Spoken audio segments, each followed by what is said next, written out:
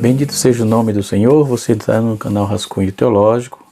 Eu sou o pastor Edivaldo Pereira. Nós vamos continuar com o nosso panorama bíblico e nós ainda estamos no Antigo Testamento.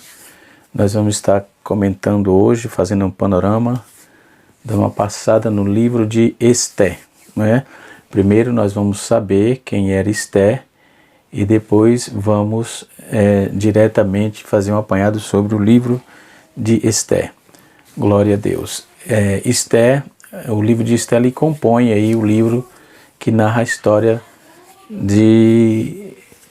da personagem Esté. O nome dela propriamente dito não era Esté, era Hadassa, né? Mas nós vamos encontrar personagens nesse livro, personagens principais desse livro Mardoqueu, Amã, Assuero, Hadassa, que é Esté, né? Então nós vamos trabalhar isso aí, né? Na Bíblia hebraica esse livro está organizado dentro de um grupo chamado de Megilot, né?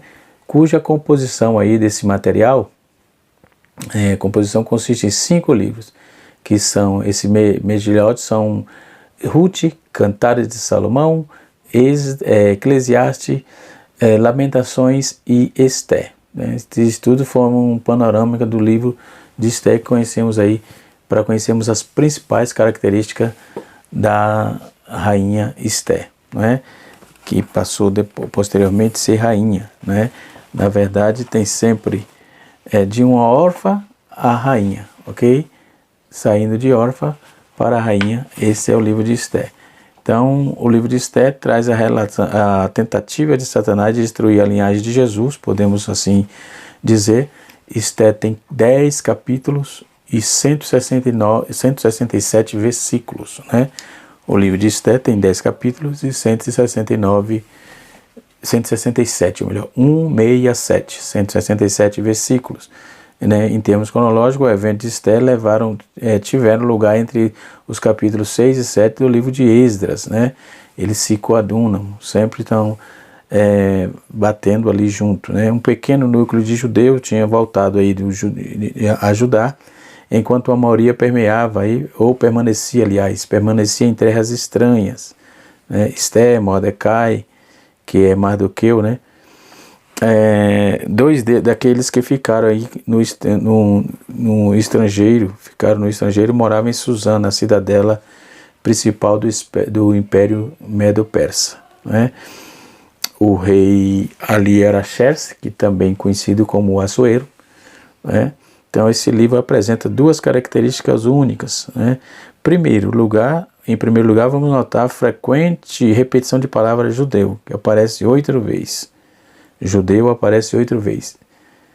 E judeu aparece 8 vezes, e judeus aparece, no plural, aparece 43 vezes, né? Então essas palavras tiveram origem na época do cativeiro, servindo aí para identificar o povo oriundo de Judá. Ou seja, o fato de permanecer os judeus o povo distinto e reconhecível em terras de pagãs revelava como Deus quis manter sua identidade como nação eleita, né? Então, mesmo durante o cativeiro, foi esta evidente separação que identifica a judaica, ou identidade judaica, que Amã, o primeiro-ministro de Assuero, Xerxes, achou tão odiosa, dando aí origem às suas críticas e perseguições, né, ou perseguição, contra o costume hebreu, conforme está escrito em Esté 3:8. Mas quem foi Esté? Quem escreveu o livro de Esté? O livro de Esté, ele é desconhecido, e alguns já sugerem que tinha sido Mardoqueu, porém os detalhes textuais tornam-se essa possibilidade bastante improvável, bastante remota, né? Então a possibilidade disso ter acontecido é remota, ok? Então, dentro desse conceito, nós vamos saber que ao certo não se sabe ao certo quem é o autor do livro de Esté, que foi um judeu que possuía grande conhecimento dos costumes persas, de geografia, do império da corte e etc, né?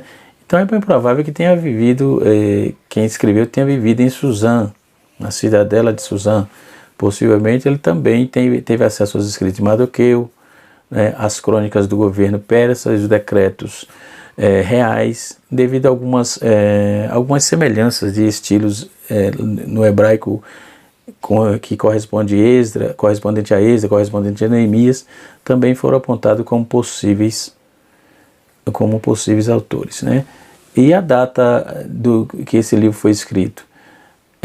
A data mais provável que o livro de Esther pode ter sido escrito fica entre a segunda metade do século V até o início do século IV. Alguns tentam aí propor uma data mais recente, por volta do século I. Entretanto, as evidências praticamente descredeciam essa sugestão. Como já vimos, o autor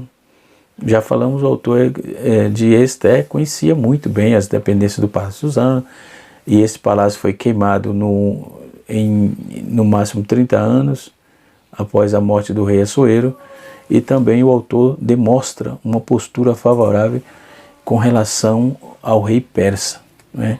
Então, por último, a ausência e a influência linguística grego no texto vai apresentar vai anular qualquer possibilidade de ter sido escrito após o ano 331 a.C., quando Alexandre o Grande tomou o Império Persa. Considerando tudo isso, a data é entre 465, no final do reinado de Artaxerxes I, 424 a.C., que parece ser a melhor possibilidade. Então, devido a esse período remoto, não podemos bater o martelo, né, como se diz. O propósito característico do livro de Esther. O propósito principal do livro de Esther é explicar a origem da festa de Purim, e estabelecê-la como um memorial oficial do grande livramento de Deus que concedeu ao povo judeu durante o período em que estiveram sob domínio persa, né? O livro de Esther é um livro que possui riqueza literária muito grande. Seu autor ele dominava muito bem as técnicas para a construção de uma narrativa envolvente. Há um debate muito amplo com respeito à canonicidade de Esther, porque não devia ter entrado no cânon, e o motivo principal disso era que não tinha o nome de Deus, né? Então os rabinos relutaram bastante para que ela entrasse, para que dificultasse a entrada dela no cânon do livro de Esther, no cânon sagrado, principalmente no cânon do Antigo Testamento, obviamente, né? Então reflete esses detalhes, tensão, contraste, reviravolta, né? Vai possuir aí, devido a esse domínio, que esse autor dominava bastante essa técnica, né? Então ele vai trazer, ele vai dramatizar bastante o livro de Esther, né? E tem bastante fatores dramáticos interessantes, e assim sucessivamente. Vamos ver, por final, Deus exalta o povo hebreu por meio de Mardoqueu, quando Amã teve que puxar o carro real para ele, uma vez que também Amã tinha planejado uma forca para Mardoqueu. Mas Mardoqueu deixou algo escrito, que foi a crônica, e quando o rei leu as crônicas, deu a ele o ultimato, dando-lhe a vitória. Então, um exemplo do nível de organização que é apresentado no texto é um contraste aí do autor, que estabelece a forma de perfeita nos planos de Amã, apresenta todo como Amã arquitetou o plano, todo um projeto nebuloso, né, para exterminar o judeu Mardoqueu, ou Mordecai, também chamado, né, e que aconteceu no capítulo 6 até o capítulo 7. Então, o nível de sutileza, de detalhes empregado aí pelo autor, ele pode ser aí notado no episódio em que Amã suplica pela misericórdia de Esther, quando ela fez uma festa, não é? E chamou o rei, chamou também Amã e revelou lá o que estava acontecendo. Ele disse: estou complicado, pensou logo com ele, que o rei disse: quem fez isso, se caso assim que chegar até mim, esse camarada vai ser exterminado, eu vou levá-lo para a forca. Aí ele já sabia que era ele, porque toda a trama contra os judeus era ele que estava fazendo, entendeu? Então ele vai pedir, suplicar misericórdia para Esther e acaba sendo aí acusado de tentativa de estupro. Então a coisa se complicou para ele, não é? Porque ele ficou, todo mundo saiu, ele ficou na sala com Esther e o rei suspeitou e ele foi acusado ali de tentar estrupar Esther, conforme está escrito no capítulo 7, versículos 7 a 9. Né? E toda essa forma impecável de escrita utilizada pelo autor, que é a dramatização que foi feita, então o autor do livro de Esther, ele conduziu muito bem as narrativas, suspense, então ele trabalhou bem essa questão dramática do fator. Então também é possível identificar algumas semelhanças nas histórias contadas do livro de Esther com a história de José, registrada em Esdras, em Gênesis, aliás, em Esther capítulo 2, verso 2, 4, Esther 3, capítulo 3, verso 10, Esther capítulo 8, verso 6, e vai dar semelhança com Gênesis capítulo 41, 34 ao 42 e capítulo 44, versículo 34. Então tem uma semelhança sobre essa dramatização aí. Então o contexto histórico do livro de Esther, ele se concentra no período do reinado de Assuero, que também foi conhecido como Artaxerxes, ou Xerxes, no caso que eu já havia dito, Xerxes I, e compreende aí tem uma datação de 486 a 465. Então o livro relata alguns momentos da vida do povo judeu, o povo exilado, sob domínio do rei persa. Então os personagens principais, conforme eu já disse, Esther, Vasti, Assuero, Mardoqueu e Amã. Então o Império Persa dominava 127 províncias, né, desde a Índia até a Etiópia. Né, nós vamos ver que Esther capítulo 1, versículo de número 1 e 3, e Esther capítulo 10 vai trabalhar essa proposta. Então estima-se que naquela época o Império possuía aproximadamente 100 milhões de habitantes. Então era muita gente, certo? 100 milhões de habitantes. Pelo menos menos de 3 milhões eram judeus. Desses 100 milhões, 3 milhões aproximadamente eram judeus. Então a história narra que o livro se passa em Suzã, a narrativa, a história narrada do livro se passa em Suzã, uma das capitais persas, das 3 capitais. Essa cidade, ela também servia como residência real do inverno do rei, né? Nós vamos ver que essa residência de inverno do rei, várias evidências arqueológicas, documentos históricos, estão de acordo com os detalhes escritos com os detalhes descritos no livro de Esther. Então podemos observar que existem indícios de que havia uma lei que limitava o governante persa de ter uma única esposa. Era comum, tem um livro, acho que em 2019 nós gravamos alguma coisa com respeito a isso no canal Rascunho da IBD. Nós tivemos uma lição que falava da história do povo, Neemias, reconstrução e etc. Foi necessário falar sobre esse povo. Na verdade, os reis sempre tinham harém, né? E tinha um camarada ali que cuidava do harém, que era Hagai. Né? E Hagai, ele foi convidado para trazer, o rei inventou, não quis mais a rainha Vasti, criou um concurso para que trouxesse as moças belas, né, da fortaleza e do reinado persa. Dentre elas veio Radassa, também conhecida como Esther, como eu já disse. E Radassa, muito bonita, uma moça muito formosa, não é? E ela acabou ganhando esse concurso, não é? E ela acabou ganhando esse concurso, foi aí que deu início a todo um fator vitorioso, não é? E assim sucessivamente, que Deus instituiu e estabeleceu para que ela viesse a ser rainha e consequentemente desse um pouco mais de possibilidade para que os judeus tivessem vitória naquela trama toda, não é? Naquele drama, aliás. Existe aí indício que havia um limite de esposa, porém o livro de Esther afirma que havia um harém no palácio de Assuero. Depois, achados os arqueólogos confirmam de fato, Dário e Xerxes tinham um harém, né? Então o arqueólogo francês, os arqueólogos franceses descobriram as ruínas de Suzã, e os mesmos mostram detalhes descritos do autor acerca do palácio, né? Conforme os textos no capítulo 1, versículo 2 a 6, capítulo 2, versículo 11 a 14, capítulo 3, versículo 15, capítulo 5, versículo 1, capítulo 6, versículo 4, capítulo 7, versículos 7 e 8. Então, alguns questionam motivos de Heródoto, o historiador grego, não mencionar Vasti e Esté como esposa de Xerxes, enquanto destaca a Mestrites como sua mulher.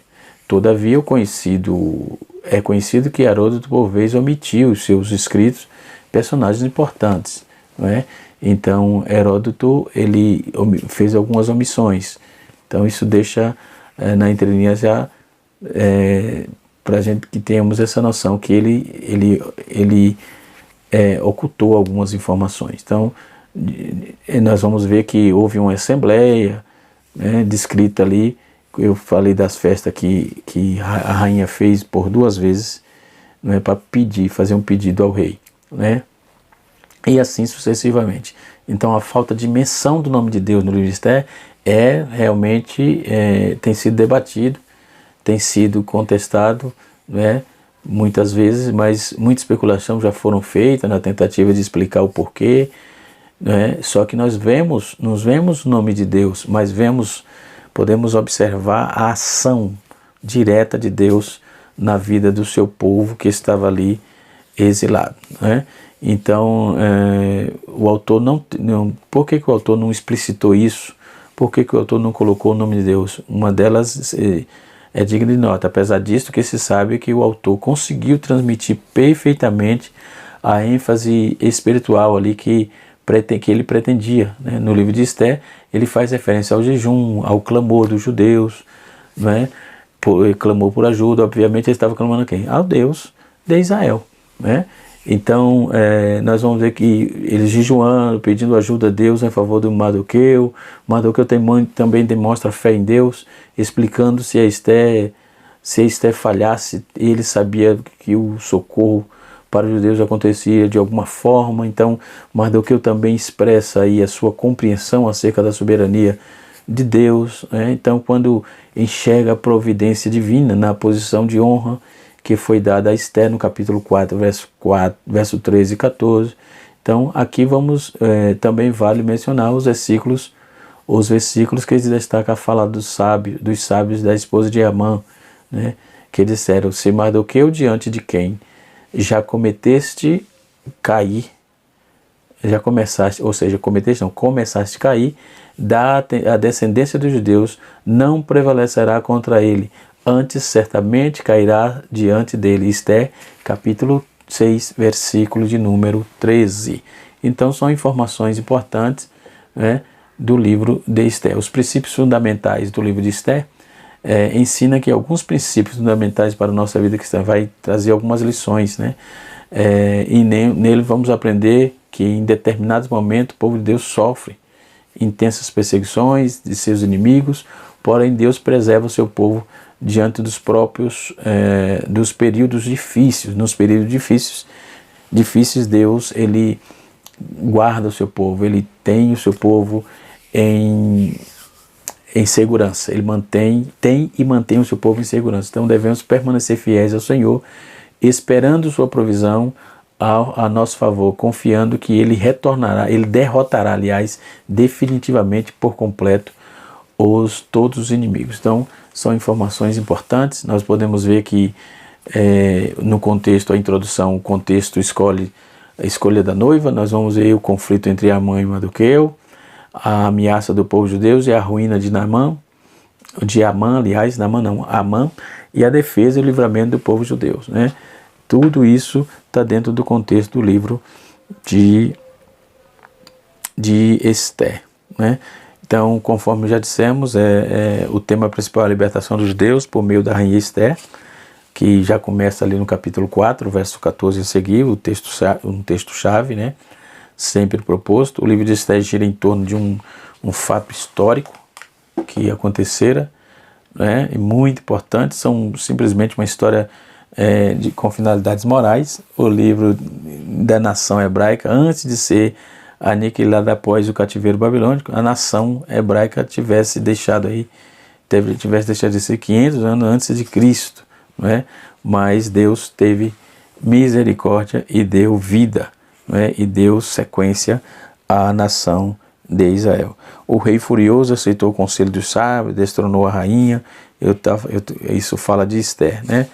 Então podemos observar que a festa de Esther, que eu havia falado, né, Mordecai, ou Mardoqueu, judeu, adotivo da rainha, judeu, e era pai adotivo, né, da rainha, salvou a vida do rei, no capítulo 2, versículo 7, capítulo 2, versículo 21 e 23, quando ele escreveu a Crônicas, né, que havia uma conspiração contra o rei, né, e ele vai e deixa isso escrito. O rei perde o sono, pede alguma coisa para ler, pede as Crônicas para ler, e os seus súditos, um dos súditos levou até ele, e era Crônicas que Mardoqueu escreveu, e aí ele deu recompensa, que era salvar e trazer Mardoqueu para a corte para salvar ele, não é?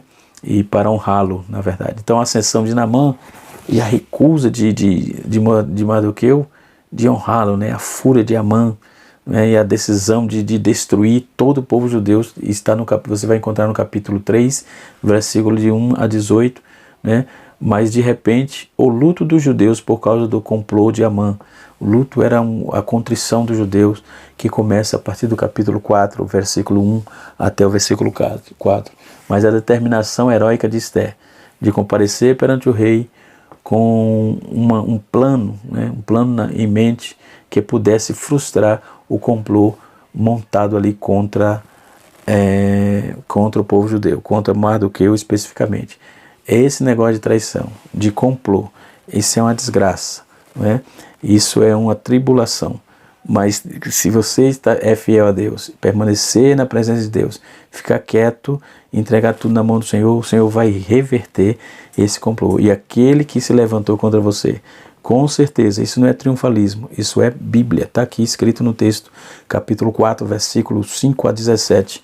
Não é? Diz que ela, depois com a conversa que teve com o rei, ela vai e tem uma conversa com o rei, e aí todo o plano que estava em mente para desfazer o complô, e deu tudo certo. Então Esther,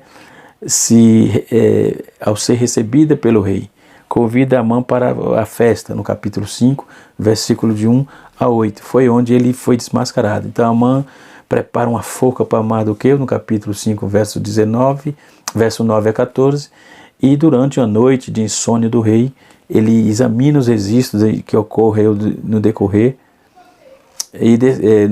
dos seus dias. Então ele pega lá e descobre que Mardoqueu não havia sido recompensado por ter salvo uma vez a vida dele. No capítulo 6, versículo 3. Foi onde ele, para cumprir a justiça, né, e o projeto de Deus ali, foi onde que ele disse para Amã. Aí o que ocorre? A vaidade, o egoísmo de Amã cai por terra ali, resulta em sua própria humilhação, né, em uma grande honra para Mardoqueu. Então, orgulho, prepotência, arrogância está fora de qualquer projeto salvífico, glorioso, benevolente de Deus. Isso não é de Deus. Deus vai humilhar os soberbos e exaltar os humildes, não é? Então a festa de Esther, na festa de Esther se descobre o complô de Amã, e este é pendurado na forca que havia feito, preparado para Mardoqueu, no capítulo 7.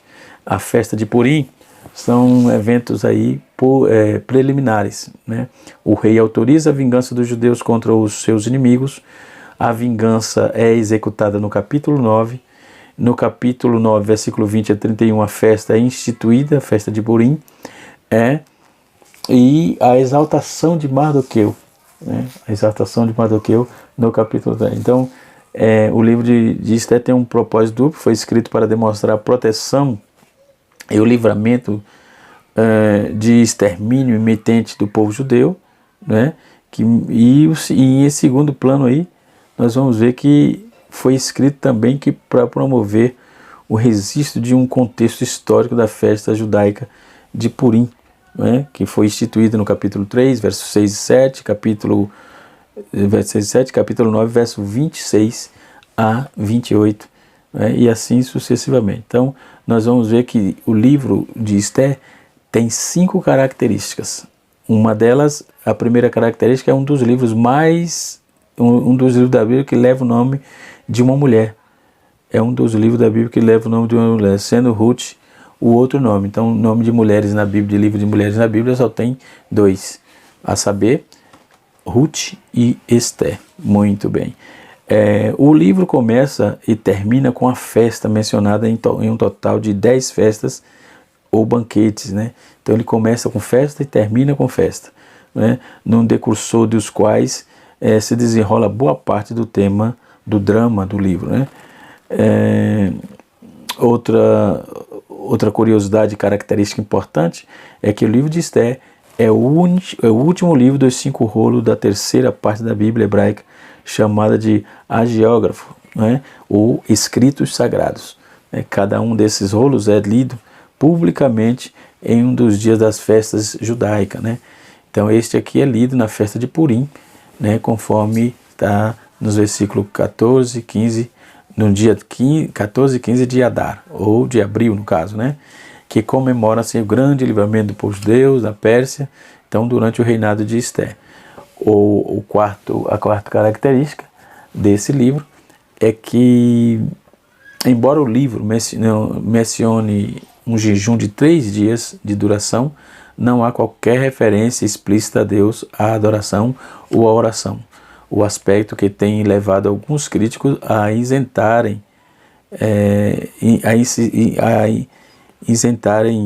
constantemente de questionar o valor espiritual do livro, né? Outra característica é que, embora o nome de Deus não apareça através do livro de Esther, sua providência é patente, é perene, é escancarada, né? Em toda parte tem Deus. No capítulo 2, versículo 7, versículo 17, versículo 22, capítulo 4, versículo 14, capítulo 4, verso 16, até o capítulo 5, verso 2, capítulo 6, versículo de número 6, capítulo 6, versículo de número 1 até o versículo 10, nós vamos ver no capítulo 9, versículo 1, então, nenhum outro livro da Bíblia ilustra tanto a poderosa providência de Deus a preservar o seu povo do que o livro de Esther. Então, o livro de Esther, sim, tem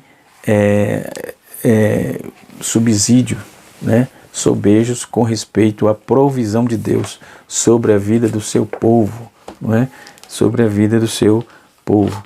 Então, dentro desse contexto do livro de Esther, vai demonstrar para nós que Deus trabalha em favor do seu povo. No capítulo 1 até o capítulo 2, nós vamos ver a ascensão de Esther, né? Mardoqueu recusa prostrar-se, né? Depois nós vamos ver a ira de Amã contra Mardoqueu. Então Mardoqueu estava em perigo, no capítulo 3, versículo de 1 a 6. Depois Xerxes decreta o Israel em perigo, no decreto dele. Então era para cuidar disso. Depois no capítulo 4 e 5, o plano de livramento está em perigo, né? Depois, ainda no capítulo 4 e capítulo 5, vai tratar também do banquete que Esther fez. No capítulo 6, versículo 1 até o versículo 5, vai tratar do sono, da insônia, aliás, de Artaxerxes, de Assuero, e Mardoqueu é lembrado. Deus sempre lembra. Deus sempre lembra. Então, no capítulo 6, versículo 6 a 13, vai falar da humilhação de Amã e a honra de Mardoqueu. Ele é humilhado, Amã é humilhado e Mardoqueu é honrado. Depois nós vamos ver que Esther faz um segundo banquete. No capítulo 7, a ira de Amã, de Artaxerxes, Amã é exposto e condenado. Então vem o decreto de Amã e Israel recebe o direito de se defender no capítulo 8. né? No capítulo 9, de versículo 1 a 19, nós vamos ver a destruição dos inimigos de Israel. E no capítulo de número 9, versículo de número 20 a 32, nós vamos ver a comemoração da festa, né? A festa de estabelecimento da festa de Purim e a comemoração. E no capítulo 10, nós vamos ver a posição resultante de Mardoqueu e as bênçãos que foi derramada pelo aquele livramento. Então, Purim, o tema principal do livro aqui, o livro de Esté tem sido anualmente celebrado na festa judaica. Purim quer dizer sortes, né? A festa é realizada no final de fevereiro, no início de março, né? Que comemora aí o livramento descrito aí no livro de Esté, né? Então, e também um outro destaque do livro é o povo de Deus, como Deus cuidou do povo de Deus, tá certo? Que Deus em Cristo nos abençoe, que a boa mão de Deus recaia sobre a vida de cada um de vocês. Na próxima aula estaremos falando sobre o livro de, deixa eu ver aqui, depois de Esté, nós estaremos comentando o livro, deixa eu só fechar aqui que eu estou fazendo uma sequência, né? Então, para a gente não se perder e trazer as razões sobre isso. Depois de Esté, estaremos comentando o livro de... Nós vamos por livros poéticos, né? Então, vamos estar no livro de Jó, né? Nós vamos trabalhar os livros poéticos, trazer no próximo vídeo, no próximo conteúdo, eu trarei uma exposição dos livros poéticos e depois vamos entrar em Jó propriamente dito. Então vai ser um vídeo para os poéticos, trazer o significado e a introdução desses fatores, né, desses livros poéticos, e depois estaremos entrando no livro poético propriamente dito, que é o livro de Jó, e assim sucessivamente. Deus abençoe a todos. Até a próxima aula, se Deus assim nos permitir. Canal Rascunho Teológico, ensinando para transformar vidas.